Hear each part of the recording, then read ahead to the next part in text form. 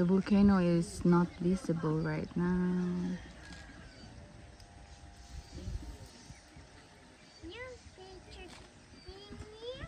Yeah. I'm taking a video of you. Yeah.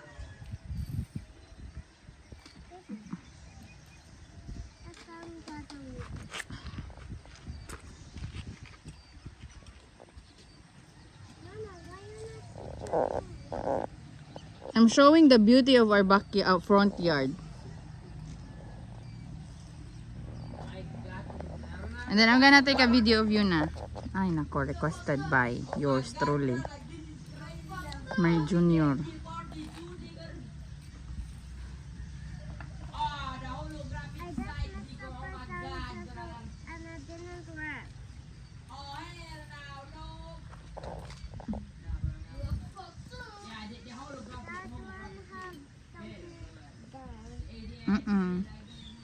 Na, ikagkag naman yung buhok. You have to take a bath later, ha? Why? Because you're playing with the sand. This is not the sand, this is rock. Yeah, the rocks. You're playing with the rocks. Yeah, try and make a sand castle. How can you make a sandcastle if you are storing or kanang unsa tawag na gatigom ka og rock? Ah. Okay. Guys, I need to get an ahos. So excuse me, Jasmine, ha, I have to get an ahos.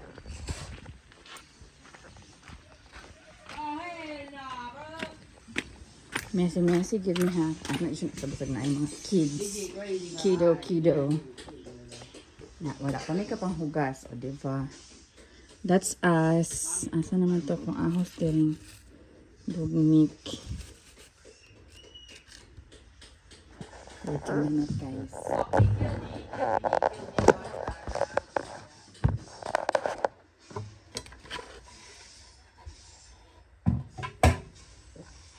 Hindi na nakapugasan ayaw na.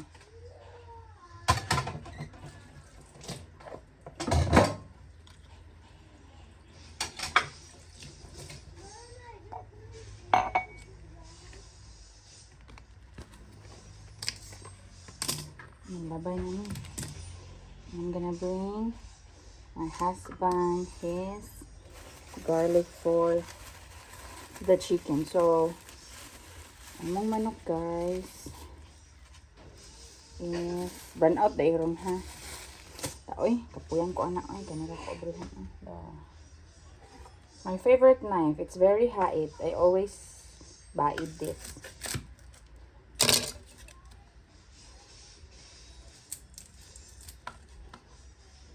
I'm gonna bring my husband this. Kuan wait sa I'm gonna get. Ipanghulog rin ninyo din disposable cup, ha. Kung ipalit sa AM inyo ang ipanghulog. Run out the ron, guys. And so I have to do something. Kani ako anak gid. Ambot na lang gid. Siko ani stick. Ah!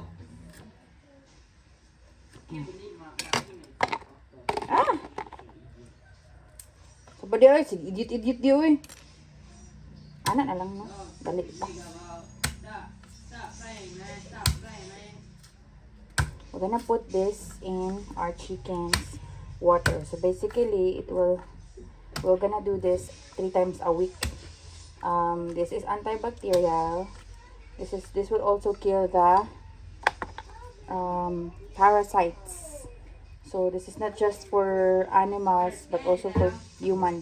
Kaya ako, me and my husband and my kids are also taking this.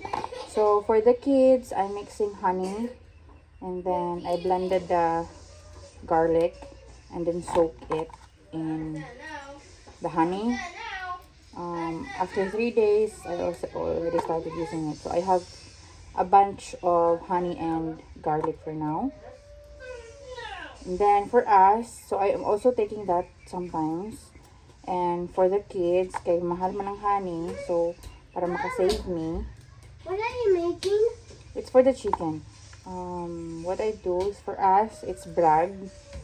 Also, I use it to as my maintenance to make sure that my blood pressure is regular and Mama, normal. what are you making? It's for the chickens. But what are you making? Basically to Show the chickens. no, we're not gonna going to kill the chickens. We're gonna put this in the water. And the chickens. What? Heal the chicken. Kill?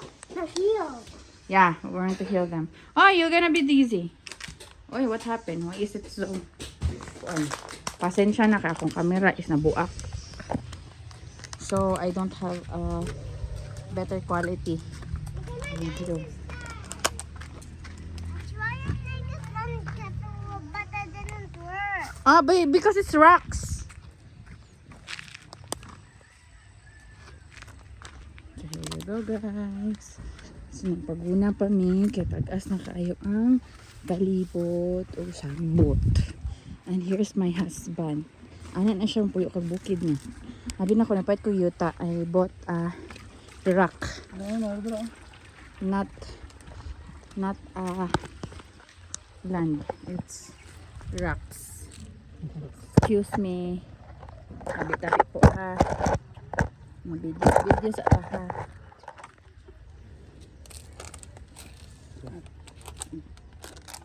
Okay na eh. Panitan na po.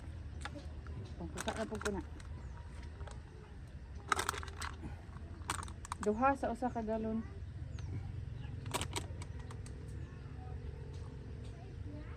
Kulang gurong angos ay. Tura. Putang ako diri. Tulo na natin.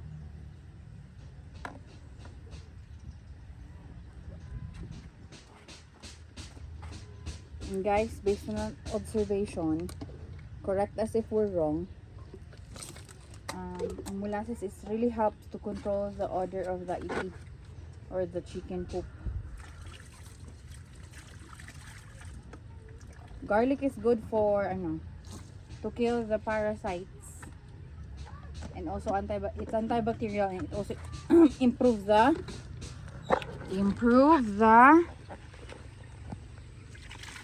immune system of the chickens.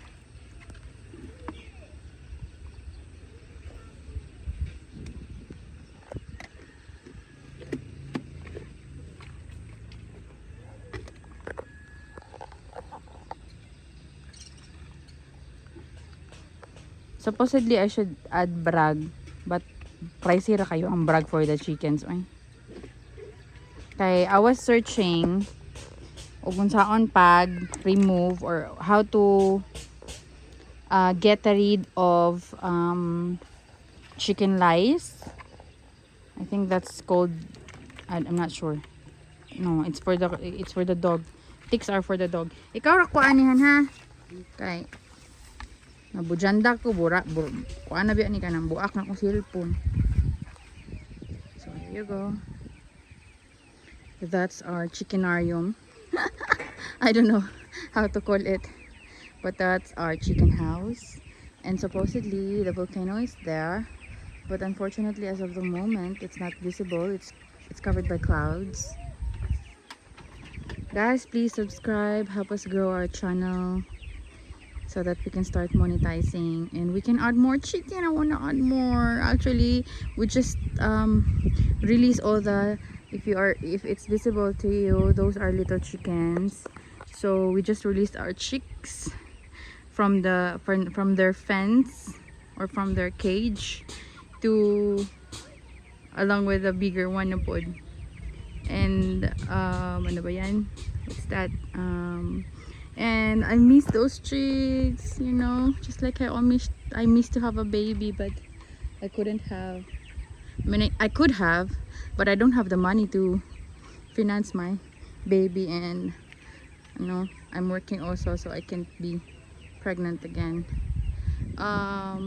Maybe soon if I'm gonna be a billionaire. So please support, subscribe our page. So pag mag 1 million ta, I promise you I'm gonna have another baby.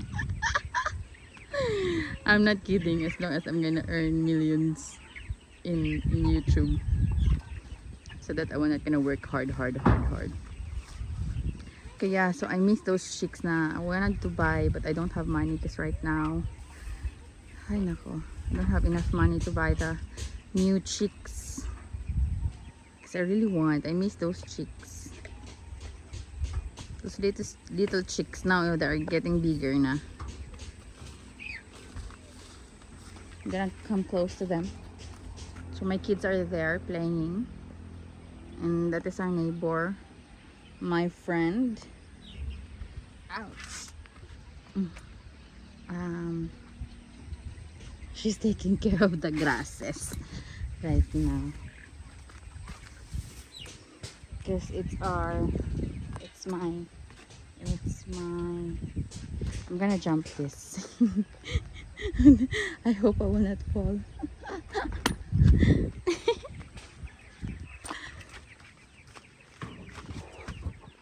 Okay, so let's come close to. So these are my chicks, but they're growing so fast, so I don't have chicks now. I want to buy more, but I don't have enough funds. So please subscribe, help us, grow our channel so I can buy more chicks. So every time they grow up, I'm gonna buy a new one, or I'm gonna have a new one soon. We're gonna have our own chick, through incubator, or if there is, I think this one, which hi chicky, hi chicky. This type of, where is this? They're biting my foot.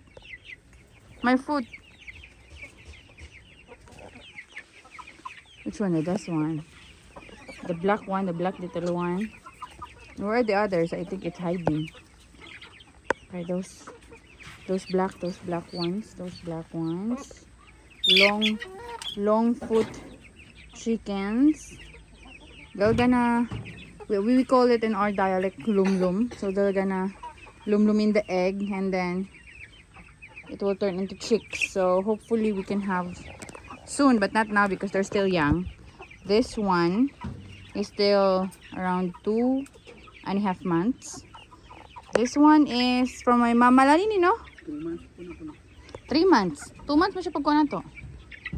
So it's 3 months. This one is already laying eggs, but they don't cold. I don't know how to call it. It's like incubating the eggs so that it will turn into chicks. So they don't do that.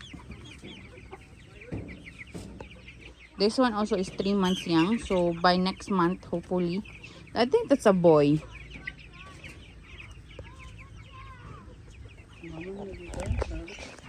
Naman siya usa ka laki gihatag.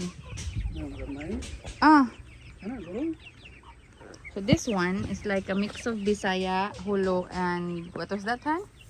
Shamu. I'm not sure if it's mixed Bisaya, but she's smaller. So yeah, that type of chicken also we're gonna like incubate the eggs. So we do have layers already, but I don't know if they have egg. Earlier today, my husband got no, she didn't lay eggs. So my husband already get 2 eggs earlier this morning. Over here, dili kagakuhaan. So there's one here and there's the other one there. So there are 2 layers from this. But those are old. 4, 5 of them are old already. Like 1 year and 6 months old. I just get it from my parents' backyard too. Chickenarium. So look at them.